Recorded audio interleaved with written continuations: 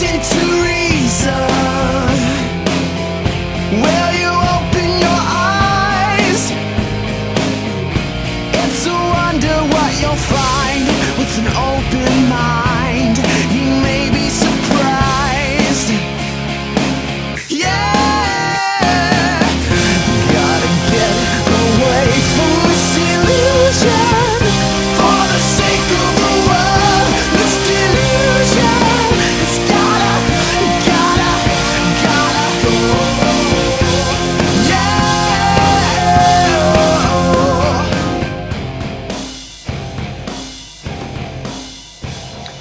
Hi everyone, and welcome to another episode of the Atheist Experience. I'm your host, Russell Glasser, and with me today is Tracie Harris. Hello.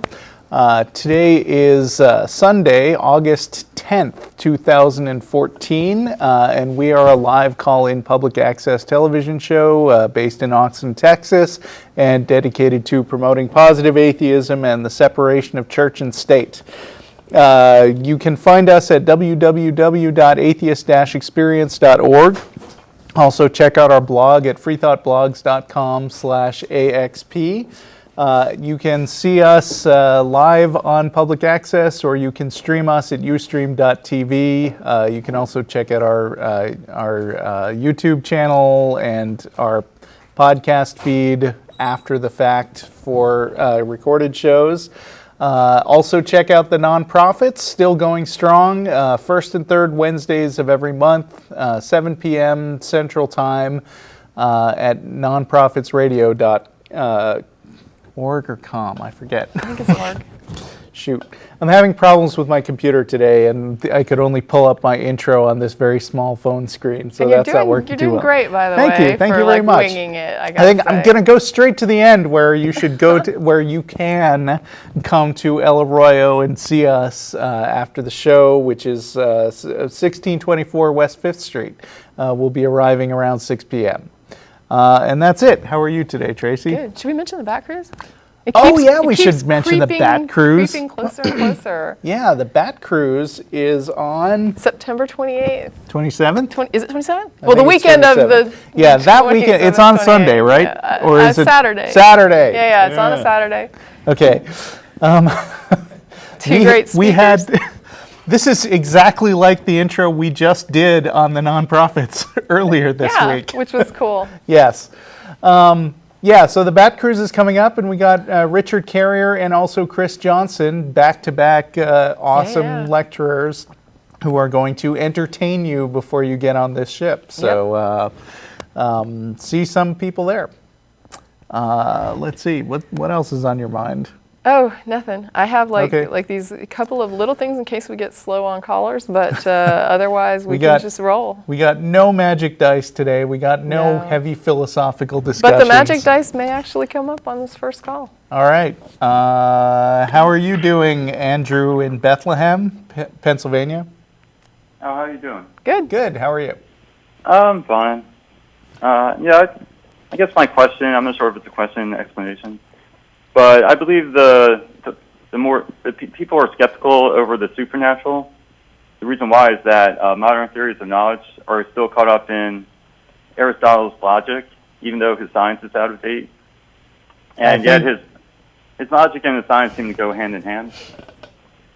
What did you say on that last part?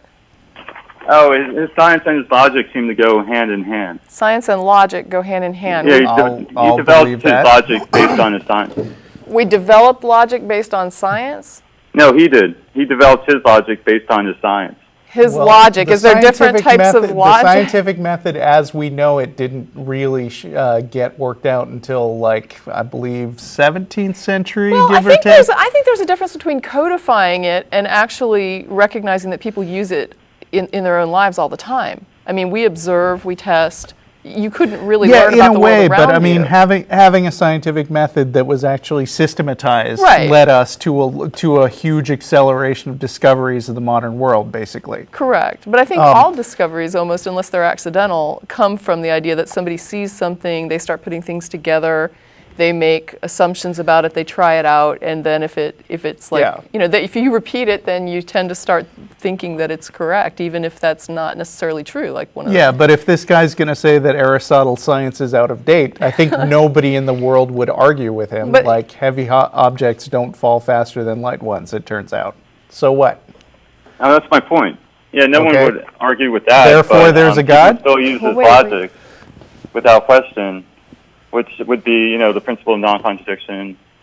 So It's through the middle. do you advocate using irrationality and illogic? No. Okay, so you advocate for logic as well. No, yeah. No, I believe so they're what do you- important Okay, laws. so You're not but they're in the favor most of basic. non-logic, but you're not in favor of logic. Well, his laws are important, but they're not the most basic. Let's There's move away actually- from Aristotle. I think we would agree that we're in a new age or whatever. There's certain ways of learning about the world around you that work, and certain ways that don't, regardless of who is tied to those ways or not tied to those ways, or who might have done it incorrectly or not as well as someone else. So let's just look at the idea of how do we learn about the world around us? How do we gain whatever we would categorize as knowledge about it? And I guess my question is, would you agree that a logical approach to understanding the world around you would yield the most accurate results? Of course. Okay, I was making right. sure we're on the same page. But do you accept the principle of non-contradiction? Sure. Okay. Would you believe that's the most basic of all laws? I don't care. Okay. I mean, I'm not sure where you're going with this, but Well, kind there's of even a more word basic wankery, law. like whether something is basic or not, seems kind of a sidetrack to. I mean, if you're asking if we're down with the figuring laws of logic, I would say that's probably a safe assumption. Yep. So you have to understand the laws of logic before you could have a full comprehension of the whole world. I'm skeptical of a word like understand them. I think they're kind of unavoidable, and I think, for example, my cat adheres to those laws without really understanding them. Would you? Yeah, they're self-evident. They're unavoidable. Mhm. Yeah, okay. But there's another law that he didn't incorporate that we kind of ignore. That's what I'm getting at. Okay, Okay, let's and hear that it. would that is It's implied by the principle of non-contradiction, but we don't readily recognize it. because okay. it's not What is among what is this thing you figured out that the rest of us are still blind to? Well, it was popular in the ancient East as well. It's the unity of opposition. I Which talk is- about this in my YouTube channels on Rational Belief in God. Okay, well, we're Haven't not seen watching 'em, that so- channel right now, so can you But, sum it up? Yeah, well, if we look at contradictions, they're based on propositions, and propositions are consist of terms. So, what's even more basic than propositions, which lead to contradictions, are the terms that propositions consist of.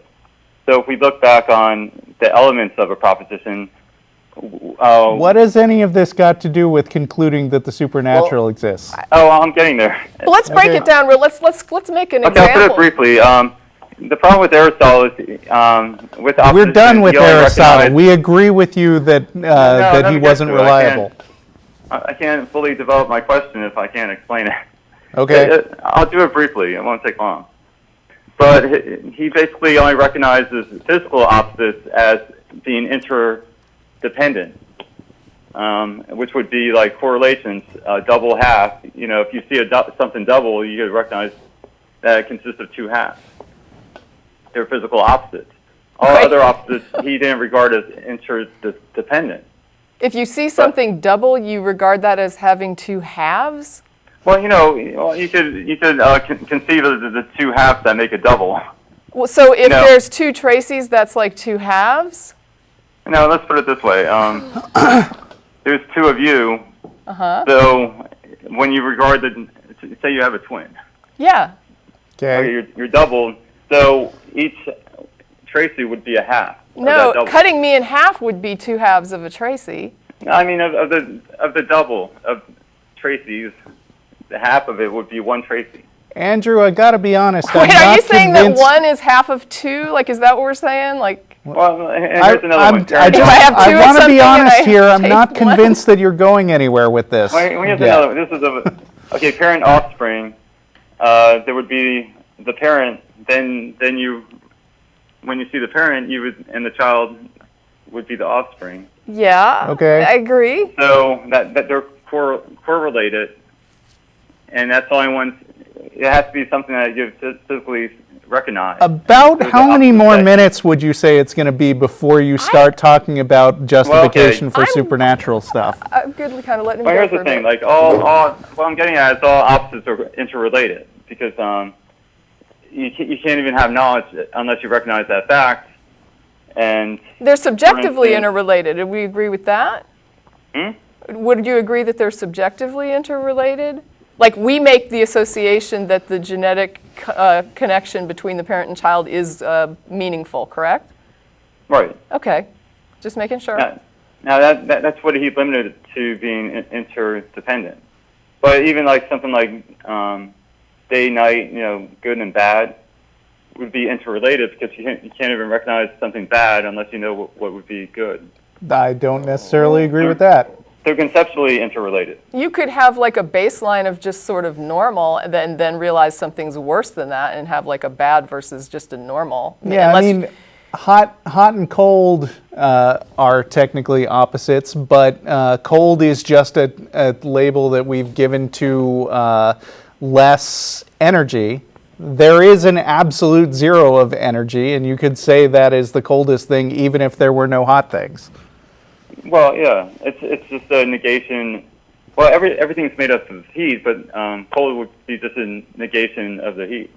Okay, so supernatural stuff. All right. Well, where was I? Well, okay. So subjective. We have these subjective values of cold and hot. And Well, here's a clear example. Like, Okay. imagine everything being daylight 24 hours, 7 days a week, and there's no variation of light. You wouldn't have a concept of day without having anything to contrast it with. Can I throw down something just to see if I can maybe help here? Please. In Taoism, when I read that, there was something that basically what they would say is like there's Tracie and then there's everything that's not Tracie. And everything that's not Tracie is sort of like what they're considering the other half. And so whatever you have everything that's not that. And basically this is their perspective, as I understand it, of like the law of identity. I don't know if that's what you're getting at or not, but it sounds kind of similar. Sort of like that. Okay. Well, here's what I was leaning to. Well, there's also, if we didn't regard like the opposites, things and their opposites, all we would have is non-sequiturs. We wouldn't even recognize things. I have a problem with opposites, though. It's not really, when you use, and here's the thing, you may not be incorrect in what you're describing, but I think when you use the word opposite, it has a Western connotation that isn't quite what we think of in terms of the Eastern use of this. So, for example, when you say an opposite, right, you're using examples like hot and cold and dark and light. But when I look at the Taoist concept, it's Tracie and not Tracie. So Tracy, it would did be, you become Taoist on me in the last No, few but I'm weeks? just explaining the concept here. What they would say is, for example, this mug is part of not Tracie. It's not like it's not that there's an opposite of everything. It's that there's things that there is what it is and there is what it isn't. It's like the law of identity. And so when you use the word opposite to try and explain this, I'm afraid it's going to confuse the audience.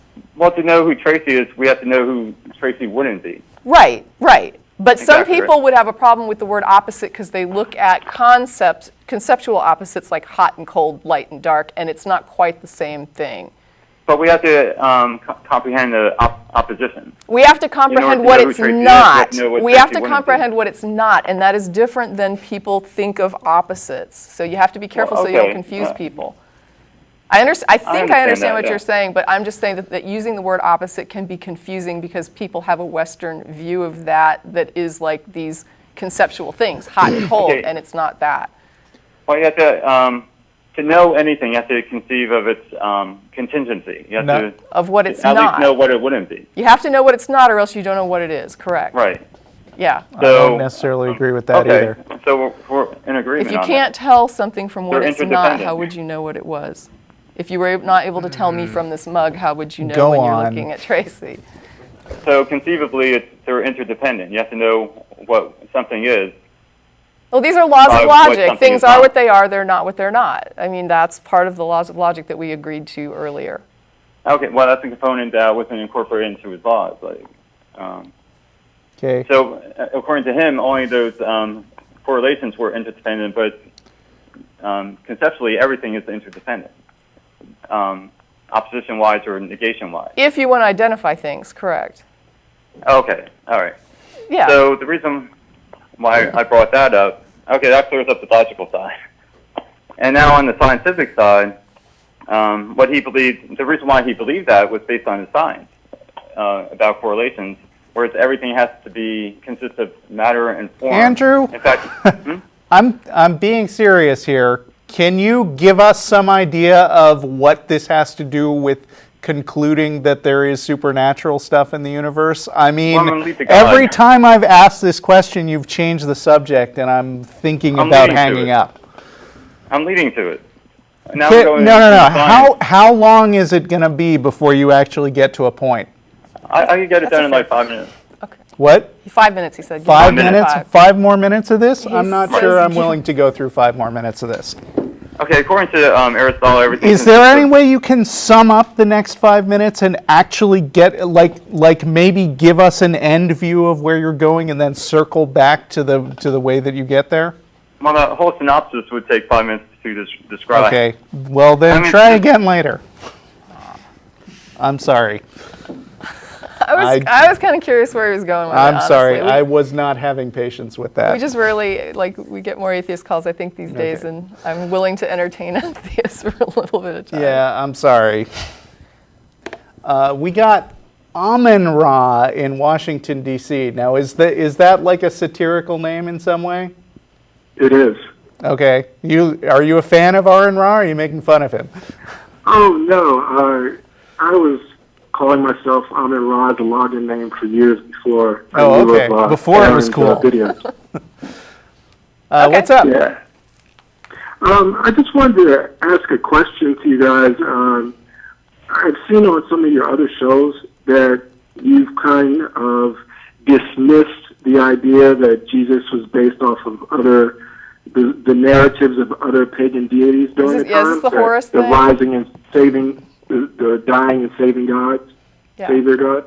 Yeah, I've heard that stuff, and I think some of it is extremely overblown. I mean, it's just, a lot of times people will go out of their way to construct patterns where they're not really as extensive as they sound. Yeah. It's just when you're looking for similarities between two things, if you really make the effort, you can find them, but that doesn't mean that one is based on the other necessarily. There's also a post hoc ergo propter hoc fallacy, which is that Yeah, exactly. something comes after something else, that it's therefore, somehow the result of it, and that's not correct. Things can independently evolve, especially ideas.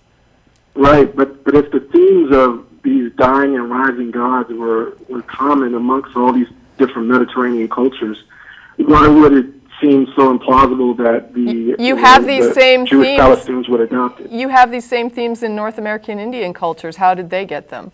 I mean, this is a common theme because people see this. Seasonal change is sufficient to give people the idea that things can die and be reborn.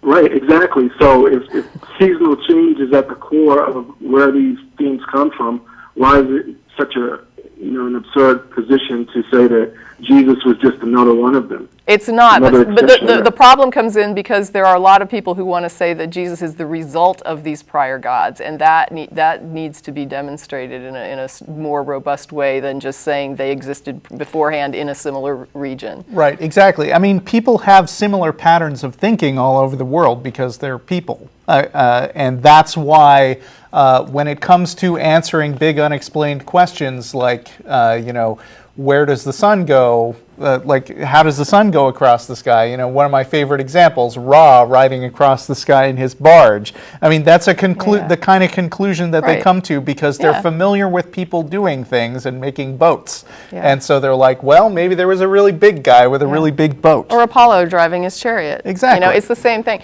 Now, I'm not saying that cultural assimilation can't exist between some of these ideas. I mean, clearly the Greeks did have like a tradition of, going into Hades and coming back. Like a lot of their heroes did that, and there was a lot of Greek influence in the Roman world at the same time that Jesus would have been running around if he was living. But I think people have to take a little care because a lot of people play fast and loose with these, like, concepts of the prior. There is some not too good scholarship out there about this, and that's interesting. One of the people on our back cruise that's speaking is Richard Carrier, and he actually is a bit of a, I don't know whether it's fair to call him a proponent of the mythicist view or just that Right. he is like a little bit skeptical of the historicity view. He might have gotten more stronger in mythicism lately, but he often talks about what is good scholarship to use in regard to this versus what is crap scholarship to not use, and Right. there's a lot of crap. So Right. A whole I'm not lot, talking yeah. about, what is it, Ashira Ra, whatever her name is. Acharya Oh, yeah, S, yeah. is that what you're Acharya, talking about? yeah. Yeah, not her. We had Okay. somebody angry write to us one time about using Horus. They had used Horus and someone called them out. And so when they went to look it up, they couldn't find anything to really validate it in a robust way. And they felt really stupid and they wrote and they were angry at us. And I was like, well, but we weren't saying that. I mean, I don't know where you heard it, but you heard it on a different video and now you're coming to us to complain. And, I'm not responsible for you listening to somebody who said something and then not checking it out and then presenting it as an argument to your theist dad. But what about, didn't the early Christians use the pagan statues of Isis and Horus to worship Mary and Jesus? I heard that a lot. couldn't tell I'm you. not aware of Couldn't that. tell you. I mean, yeah, I'm not familiar with that story. But even if you had let's say you had a cult, a particular Christian cult that did that, there were lots of different Christian groups even at that time. So, Right. I mean, you could have had all kinds of things going on. They were having, all of the epistles in the New Testament have to do with arguments and debates that are happening within the churches and between the apostles. So they were having doctrinal disagreements even then about what was correct and what wasn't correct. Yeah, and of course, bear in mind that once you're talking about early Christians, which is like several decades after Jesus died, when you're talking about having any semblance of a Christian church, you're already way past the question of where the Jesus myth came from originally, or whether it was a myth or whether he was a real person who the details of his life were mythicized. Which I am totally, with. I mean, Jesus may have existed, but it's incredibly unlikely that he did the walking on water and loaves into fishes and rising from the dead kind of thing. Right. Which is why, I tend to think that questions about whether Jesus was a real person are vaguely interesting, but kind of beside the point. But maybe Richard Carrier would disagree with me. Right, I'm probably with Richard Carrier as well. I think there may have been a historical person, but his much of the story that we know as the Jesus narrative was abstracted from common myths around that Okay. time. But do you feel that you don't feel that the whole mythicist movement or the information that's out there has the same level of credibility as the ancient Hebrews using the other pagan myths around them to build their My understanding of it is that it's not something that mainstream historians take seriously, and I think maybe I actually feel like I should check in with Richard Carrier when he drops by next month. But I think maybe he would agree that even though he's a strong proponent of this, it's not accepted by a lot of historians. I'll just mention that his latest book, which is what he's going to be talking about when he comes to the back cruise, is actually going to be peer reviewed. Have you read it? No, I have not, but it just came out, and but it is for academic peer review. So he's trying to get this pushed through the proper channels for academic credibility, as opposed to just throwing it out to the popular opinion. Well, that'll be interesting. Yeah, it will be interesting to see. Mm-hmm. I just have one other thing I want to talk about. Sure. Recently, I went to my mother's church, and I hadn't been to church in several years, and I found the experience very disturbing. I'm sorry to hear It changes when you've been away. I agree. Yes, because I couldn't believe how cultish it was in the way the way they spoke back to the same words, they spoke back, and it was almost like a chant. Is this And then when they Catholic? collected, Is this no, this was Methodist. It wasn't liturgy. Oh, okay. All right. Methodist, you Yeah. said? And then when they collected, the money or whatever, they held it up to the altar, and they all chanted together, and it was very strange. Yeah, I mean, I always kind of feel like the difference between a religion and a cult is like 1 million followers. Right. The pastor, they have a new pastor. He's actually from Harvard, from the Harvard Divinity School, so they're very proud of him. And he told this story about how there are two types of people. There are sheep and there are goats. Oh, yeah. And Okay. human beings are... And the should be sheep are the good because- ones in this analogy, Sure. right? Goats are evil Right. people.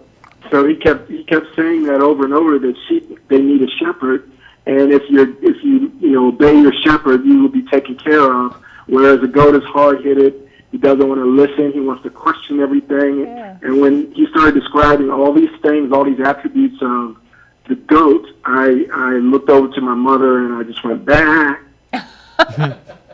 just to let her know. How'd she take that?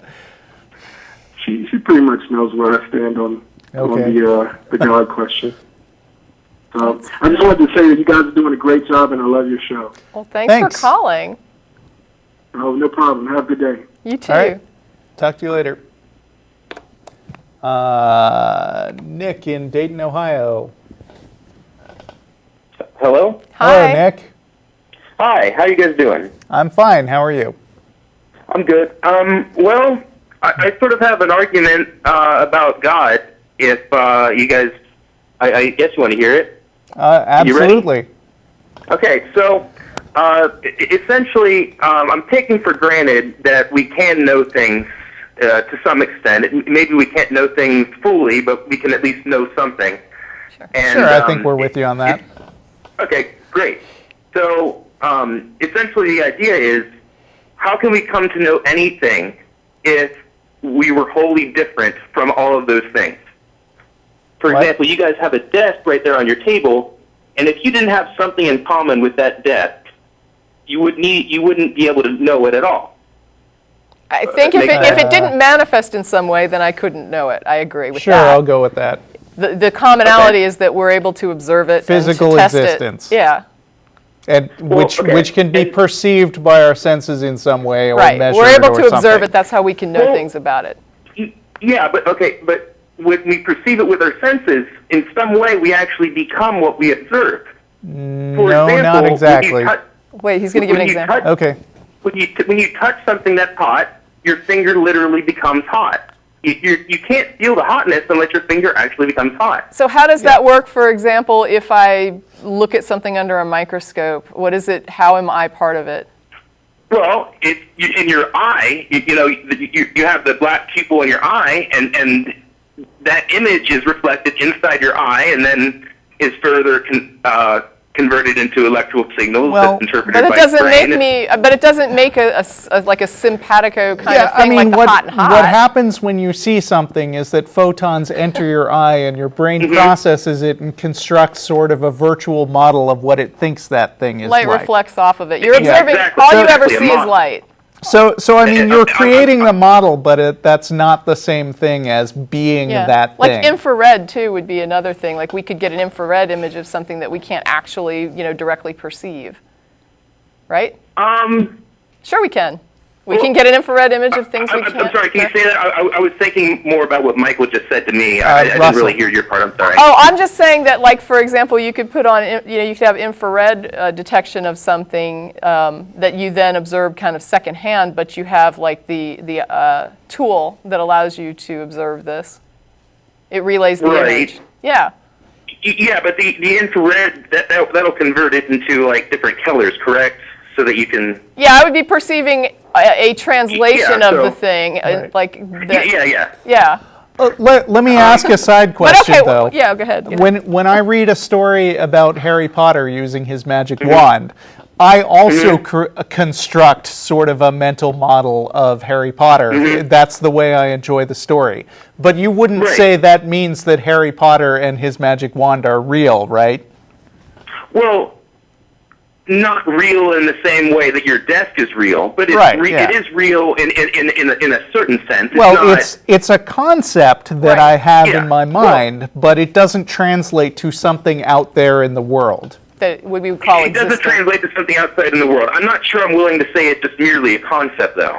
Oh, so you think Harry Potter is real?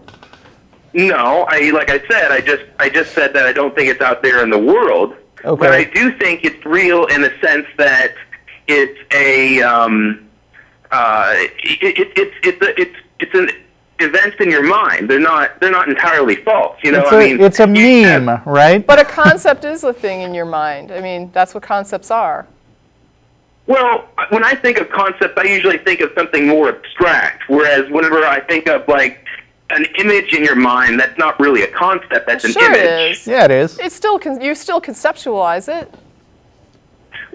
Yeah, but I mean, a concept usually is more something that I consider to be sort of like all men are mortal. That seems more like a concept to me. Well, whereas that we're is talking also about words at this point, but Right, because I mean- I have a concept of Russell that I hold in my mind, and then there's the real Russell that exists out in objective reality, right? right, and I can tell you some of Yeah, your but I wouldn't say concept that- is wrong. Correct, and I'm sure he's right about that. that's exactly what I'm talking about. Okay. You have the image of Russell in your mind, and that image is real. You know, and that kind of goes back to like Kant's noumenal phenomenal distinction. You know, where you can't know Russell in itself, but you can know the phantasm of Russell. I have a The subjective mental understanding model, that yeah. my brain processes and interprets and translates for me, correct? Right, and Yeah. I'm somewhat of a realist because I mean I think that I don't know I'm not really trying to get justification for that, but I'm assuming that the image in your mind is similar, at least in part, to what Russell actually is in itself without your experiencing him. Hopefully. That would be the But- assumption. But yeah. I mean, in the Harry Potter case, the model that you have in your mind doesn't correspond to anything real. So you could have a mental concept that has nothing to do with the rest of the world, like or a real person like me. Right, there would be no referent in the external existent reality of for Harry Potter where we would assume there would be one here for Russell. Yeah. Yeah, okay. I'm more than happy to talk about Harry Potter and what I think of this. I And could don't do mean- that all day. Yeah, I could, because I think it's interesting. But if you don't mind, I'd like to kind of get back to the argument. Sure. If that's okay. Okay, and so I don't think I've convinced you that you actually become whatever it is you view. Not But that much, no. I think we do agree that you must in some way have some sort of commonality with it, right? I would say I'm influenced by what I observe. Is that fair? Well, can we agree to that and move ahead? Sure. Okay, but in order to observe something, you have to have something in common. I in don't order to understand contrast and that compare, terminology. right? That terminology confuses me. I'm trying to put it in terms of something I do understand because I don't understand what you're describing. Okay. What I'm saying Okay. is that thing does influence me. It does have an impact. When I observe it, when I look at the light photons bouncing off of it, it does have a measurable impact on me. And so I would say that yes, there is like a connection between the thing I observe and myself. Is that good enough for us to proceed? I hope so. Okay. That's the best I can do in trying to understand what you're describing. Yeah, I'm trying. Yeah, I understand. Okay, so essentially, what I'm saying is all of these things have something in common with them, namely that they're connected by being, existing where. Right, we're observing manifestations. In reality, or whatever you want to say. I don't. Yeah. In All the of case, reality in matters. the case of things that have external reality. Correct. But sometimes we're conceptualizing things that aren't real. Correct. Right. Yeah, I think right. we're all on that page. Okay. Okay. Yeah, yeah, and so I'm sorry. So all of these things that exist in reality are connected by their being, and these things their being has different, I don't know if they actually have different classifications or if we've applied those classifications to them, but regardless, they have being as various properties. For example, I'm being as Nick, your being as Michael, and your being as Tracie, I believe. Russell. My name is Russell. As people. Hey. Oh, I'm sorry, it's Russell. I don't know why I thought Michael. I'm going to call you Mike from now on. Okay. And so, there's being, but we're all being as people. We're being as human. Being as... it's all chemistry, right?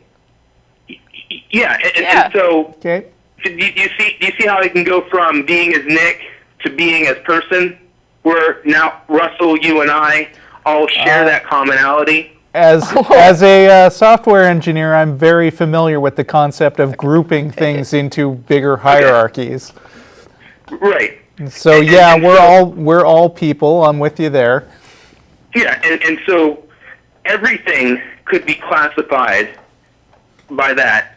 If you keep going up, the highest classification you could go to would be being as being. Because that would be... Wait, is the table... No, wait, what he's saying is that all of existence is. Okay, and it all fits into the category of it is. Everything that exists is in a category of things that exist, sure. Okay. Yeah, and so that being as being, right there, that by its very name, is being as the totality of existence of everything that could be.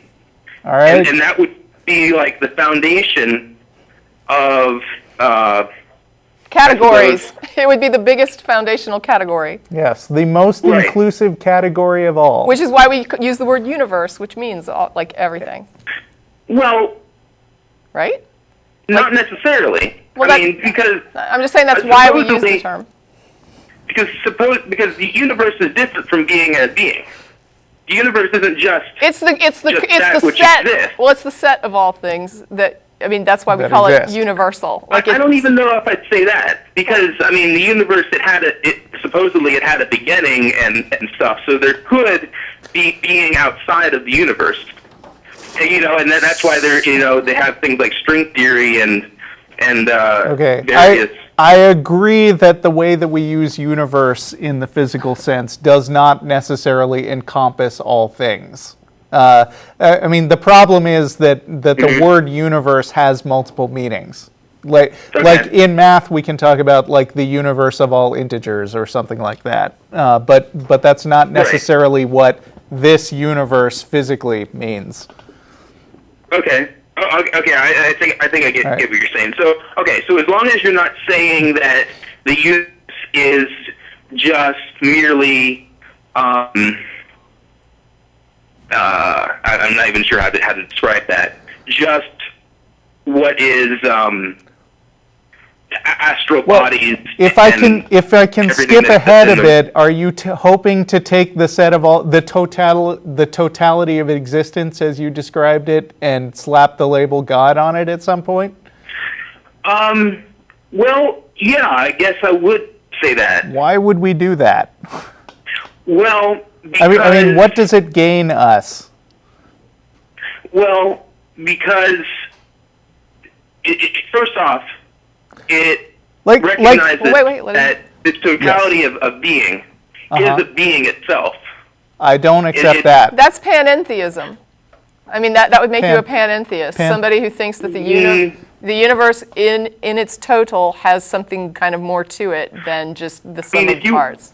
If you want to give me that label, I don't really care what you call me. I don't think I would say that I'm a pantheist. It's panentheism. I don't know that word. Panentheism? Panentheism. I'm not familiar with it. It's somebody like a pantheist is someone who calls the universe God. A panentheist is somebody who says that the total set of all things is more than the sum of its parts, which is what you're saying. That there's something more to it. Yeah, exactly what I would say. I would say that. Exactly. I'm not with you there. I'm not either, but I understand at least what you're describing. Okay, so you're not with me because you don't see any practical use of applying. I'm not with you because I don't see evidence of it. Yeah, both of those things you said. I see no reason to accept that that is a correct assumption about everything that exists, that there's something more to it than the sum of the parts. Okay. Well, I guess then it would be time to talk about Harry Potter again, because that's I think where the disagreement is. Okay. Because when I think about how you come to know something, I actually think literally you do actually in some way become whatever that is that you know. Okay, I don't think that. And I have yet to understand that statement, no matter how many times you've tried to explain it. And I appreciate you trying to explain it. I'm just not getting it. Okay. Is there any questions you could ask me that hopefully I could clarify? The best I can do, I think I've already done, which was give examples of what I thought you might be saying. And it seems like every time I do it, you're saying it falls short in some way. And so I'm out of ideas. I am literally out of ways to view it that make sense to me that I can put forward to say, might you be meaning this? It falls short. I'm sorry. Can you? When I would suggest, well, I'm saying when I suggested what I thought you might be saying, you would come back, if I understood you correctly, to be saying it wasn't quite what you were trying to say. And so I don't feel like there's been a meeting of the minds on that concept, although I give you snaps for, you did try to describe it, and you were very patient in your attempts to describe it. But in my attempts to understand it, every time I sort of put forward what I thought you might be saying, I wasn't correct. And so there's not been a meeting of the minds on that concept I just want to yet. say, I mean, this is your idea. This is your suggestion that your specific claim that whenever you visualize something, you become it. Do you even know what that means, though? No. I don't even know what that means. But I'm saying it's kind of not fair of you to ask what would convince us that you're right. That's your job. Well, I'm not trying to ask that. What I'm trying to do is I'm trying to. You guys said you didn't understand. I wasn't trying to convince you. So I was trying to ask what would make you or what would help you understand. And I don't know. I can't know that until I understand it. You can understand me without agreeing with me. I mean, that's correct. Fine. I acknowledge that. Yeah, I think we could understand you without agreeing with you. I will say that in this instance, though, I don't feel like I am of the conclusion at this point that I don't understand the concept that you're trying to describe about becoming what you observe. I don't get that. Okay. I just don't know what else to say other than the things that I've thought that it might mean. You have said that's not quite what you're trying to describe, and I'm out of ideas to throw out there. Well, I mean, essentially what I mean is like I said. I mean, the best example I can really give is whenever your finger becomes hot and you feel the hot. I mean, right, but then when I think about, really know. But I understand hot and hot.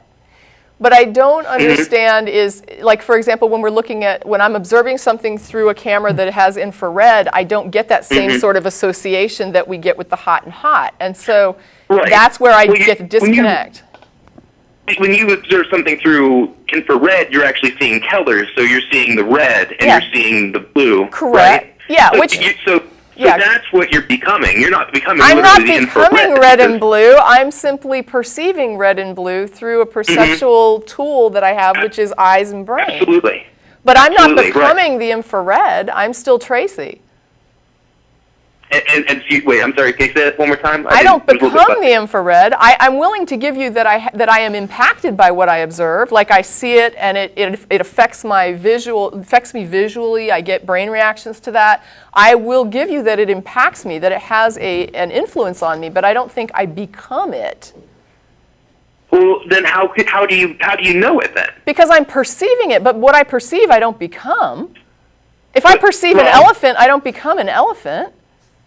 Well, what do you have in common with the elephant such that you can know it? I don't have something in common with it other than I can observe it. The elephant, though, may or may not observe me. So, for example, I could be hiding in a hunting blind looking at an elephant, and the elephant doesn't observe me, but I observe it. We don't even have the observation in common, and yet I am able to. What I'm saying is I can perceive things that manifest in ways that I am able to perceive or to build tools to perceive. That doesn't make me those things, and it doesn't give us commonality other than we exist. Well, your mind. Okay, but I don't want to say the mind is a blank slate or anything like that. But what I do want to say is the mind has the potentiality to come to know what an elephant is, even if you never knew what an elephant was. In the way that I perceive it, correct. Right, and so, exactly, in the way you perceive it, absolutely. Correct. I have a perception of an elephant, a concept of that elephant that I internalize, but I do not become an elephant. Well, in your mind, you do. No, I don't. At the very least, in the mind. I don't know anybody that would agree with what you're saying here. Perceiving something is not the same as becoming something. Perceiving an elephant is not the same as becoming an elephant.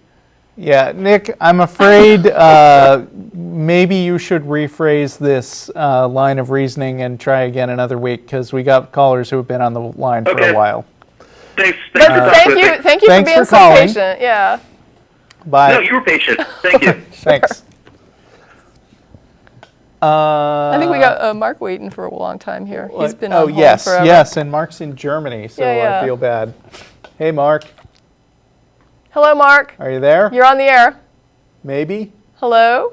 Uh-oh. It doesn't sound like a closed line. Should we try it again? Wait. Mark? Oh, wait, I'm not sure this button is working. Oh, bummer. Oh, man. Hey, studio, hit button 3. No. Ah, that's painful. Oh, well. Apologize. We're so apologizing sorry, to Mark in Germany. We're so sorry. All right. Chris in Fort Worth. Yeah, hi guys. Can you hear me? Yeah, how are you? Okay, I'm doing well, thanks. I wanted to talk to you guys about the concept of supernatural, and I am an atheist, but the more I've thought about it and read, I've basically become convinced that supernatural itself is just a completely invalid concept in and of itself. That's different than your... Tell that to... What? On the note on the screen says that you were calling to tell us it's a valid concept. No, it says I don't believe. I didn't see the negation in the front. Don't get distracted by the call list. Sorry, go. I mean, would you like me to continue? Please. No, yeah, but we're going to be in violent agreement. Well, maybe not. Let me give you my spiel and tell me what you think. So, really, like, for instance, I had a conversation with a theistic friend of mine recently, and we were talking about angels, and I pulled up on the computer an image of the standard model, I think, physics of all the different particles. And I'm not a physicist, so I only know maybe like what a quarter of them even mean. But I'm like, okay, so angels, whatever they are, aren't made out of any of these things, right? And she's like, yeah. I'm like, okay, well, if we ever discover angels, then whatever that angel stuff is, or whatever they happen to be made out of, could then be added to this model as like a separate thing, and those whatever they're made out of, it would have different properties or whatnot. And she's like, yeah, okay. I mean, it seems like it's just an attempt to divide things that exist into these subcategories of natural and supernatural, but there's no meaningful definition that I've ever heard. How does she know what angels are not made of? Well, I mean, maybe they are made up of baryons and photons or something. I don't know, but I mean, I'm willing to entertain the hypothesis that there's such a thing called angels, and they're made out of some kind of stuff that we haven't encountered before, or isn't part of our existing models of physics. Right, but if you said they were made of barium and she said no, they're not, how does she know? Well, how in the world could she possibly know what an angel is made of? I agree that there is an epistemological shortfall there, but I mean, I guess my point is that it seems like it might be counterproductive to even engage in a conversation about the term supernatural without a useful definition that's been put on the table and agreed to, and I've never heard of one. I mean, the best that I can figure is that supernatural is sort of this collective term for these things that people believe in because they've been raised in different religious traditions or whatever, and they're spirits and gods and angels and demons and things, and these sort of all get collected into this term supernatural. There's things that just haven't been demonstrated to exist, but I've never heard anybody explain to me. Basically, it's anything you want to claim is going on that we have absolutely no observation or information about in the natural universe. Like things that we have no way to know anything about that you run around claiming you know about, that's the supernatural.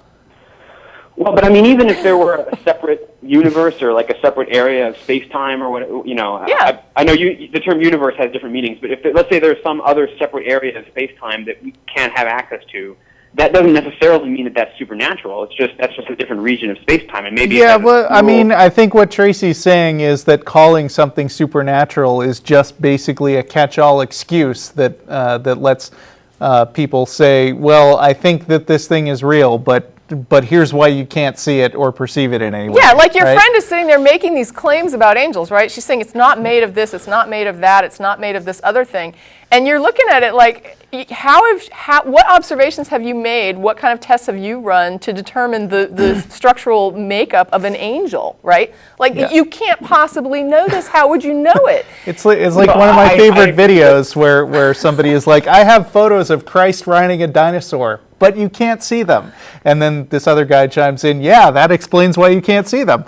But it's like when they call it supernatural, what they're saying is, like Russell was describing, it's almost like this excuse, like it's not in the natural realm, and so I can make all these claims about it, and you can't check them because there's no observation to check them. I'm just going to claim it. And my response to that is, well, then where are your claims getting any sort of validation?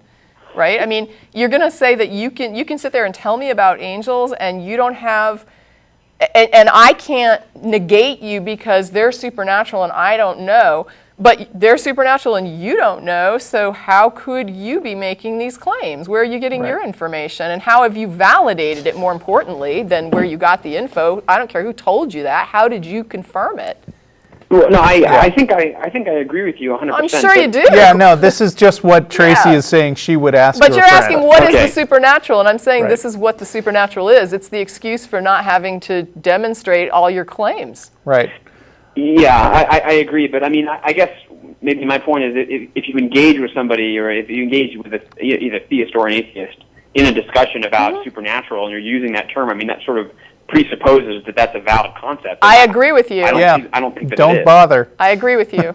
I think that's a fair point. I'm going to go back to Mark in Germany now because it looks like he's called back. But good. thanks for calling. Okay, thank you. Thank you. Mark? Yes, hello. Oh, thank you Hello. for calling back. Oh, no problem. Sorry you got dropped. We got 8 minutes. Go. Yeah, my question is, well, I know atheism doesn't really require materialism, but most atheists are materialists, and then there's the big question, how can you explain consciousness? Consciousness is a process that that takes place in your brain. I Yes. mean, there's this whole field of cognitive psychology or Neurology, That's what I'm thinking of, where basically the idea that certain firings of synapses and neurons and things like that. I'm totally going to butcher this because I'm just a computer guy. But being a computer guy, I'm used to the concept of a bunch of electricity and hardware holding stuff that has behaviors, which in the case of consciousness might translate to self-awareness and stuff like that. So, I mean, neurology and cognitive psychology are some of the most complex problems that we've studied in science. So I would never say that we've completely answered that question, but I don't find it problematic to think that it could be that way. Yeah, I mean, everything about what we know about how people think and reason and are cognitively aware is tied to the brain. I mean, I know of no evidence that links conscious, like what we would call cognitive behavior in ourselves to anything except a brain. I would, I guess, ask, to me that's at least a foundational starting point, because we can play with somebody's brain and see cognitive changes occur based on brain chemistry, based on implanting false memories, based on actually we can eliminate or emotional attachment to memories and things like that. So we can mess with people's consciousness by messing with the brain, which shows a very tight tie between the brain and consciousness. Alternately, what I then add is that religiously there's no explanation for consciousness other than magic. Yeah, that's just a problem, because many theists, they claim that there's a soul, and they say that materialism cannot explain consciousness, but it is, I believe, even worse than that, because you have this problem of the philosophical zombie, like consciousness isn't actually required. If I see some other person acting, like processing sensory input and then showing some muscular activity.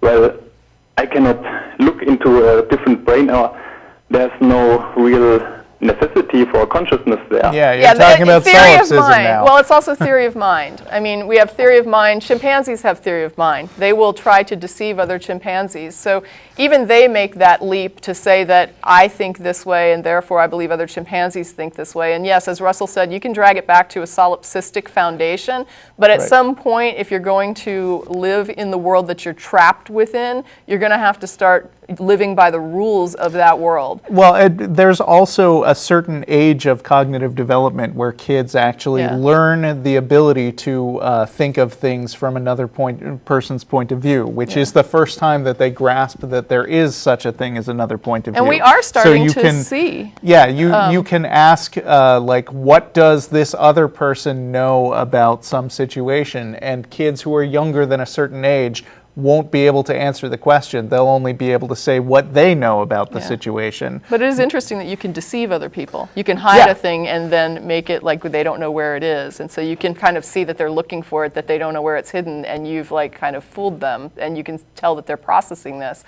And also we now have computers that can print out things that people have seen or things that people hear, like music, and things that they recall, like recall is there. So more and more as neurology progresses, we're starting to see the similarities in brains, and we're starting to see more and more evidence of how the brain operates and what is stored in different people's brains, and how it's stored and how it is recalled and how it's utilized, so that we're not just based anymore on like psychological observation. We can actually now go into people's brains and see how that's functioning.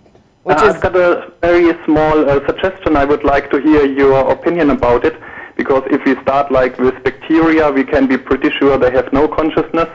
If we have something like nematodes, which have only very few neurons, they probably also don't have a consciousness. But if we go higher with mammals and apes, yeah, I mean, the notion of having basically sentience and self-awareness is not a sharp dividing line. There are actually degrees of understanding that exist along a spectrum. That's a gradual process. So I believe the human brain is one of the main tasks for the human brain is to create some model of the external reality outside. Sure. Yeah, just like we were talking about with the first guy. Laws of physics and stuff like that. And I believe if we come to apes and humans, the model of the reality gets so complex, it not only encompasses the external world and the body of the animal, but also the model comprises itself, like the brain not only has got a model of the reality and everything, but also it realizes there is some brain, it is showing some functions, and it learns about its own. Yeah, well, that's new since we've been able to study brains only in the last few hundred years. Yeah, but anyway, I look forward to neurology. I think it's going to yield some interesting gotta let things. you go, Mark. They're rolling the credits. Thanks for calling. And they should hang on if they're on the line. What? Oh, yeah, there's one other person on the line who can hang on for the after show. See you at El Arroyo. Thanks for the show, Tracie. Yeah, thank you. It was fun. Bye.